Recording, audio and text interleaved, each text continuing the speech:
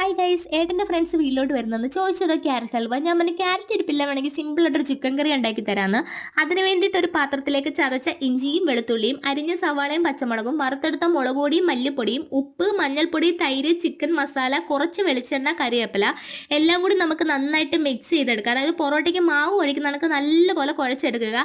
Last ഈ ചിക്കനും കൂടി ഇട്ട് ആ മസാല എല്ലാം കൂടി ചിക്കനിലേക്ക് പിടിപ്പിച്ചിട്ട് ഒരു അരമണിക്കൂർ നമുക്ക് മാറ്റി വെക്കാം. ശേഷം ഒരു പാത്രം ചൂടാക്കി അതിലേക്ക് എണ്ണ ഒഴിച്ച് കടുക് ഇട്ട് പൊട്ടിച്ച് തേങ്ങാ കൊത്തും കറിവേപ്പിലയും ഇട്ട് നന്നായിട്ട് മൂപ്പിച്ചെടുക്കാം. പിന്നീട് നമ്മൾ മാറ്റി വെച്ച ചിക്കനും കൂടെ അതിലേക്ക് ചേർത്ത് നന്നായിട്ട് മിക്സ് ചെയ്തിട്ട് 1 മണിക്കൂർ കുറഞ്ഞ തീയിൽ നമുക്ക് വേവിച്ചെടുക്കാം. ഇടയ്ക്ക് വെച്ചിട്ട് ചെറുതായി അരിഞ്ഞു വെച്ച തക്കാളിയും കൂടെ ചേർക്കുന്നുണ്ട്. പിന്നീട് നമ്മൾ അരമണിക്കൂറും കൂടെ അത് അടച്ചു വെച്ചതിന് ശേഷം ലാസ്റ്റ് വേണമെങ്കിൽ നമുക്ക് കുറച്ച് തേങ്ങാപ്പാലും കൂടെ ചേർത്തെടുക്കാം. ചിക്കൻ കറി റെഡി ആയിട്ടുണ്ട്. ഈ ചിക്കൻ നമുക്ക് ടേസ്റ്റ് ചെയ്യാൻ വേണ്ടിയിട്ട് ഞാൻ കുറച്ച് ചീനിയും കൂടെ ഉണ്ടാക്കി. സൂപ്പർ കേട്ടോ, എനിക്കിഷ്ടപ്പെട്ടു. ട്രൈ ചെയ്തോ, കൊള്ളാം.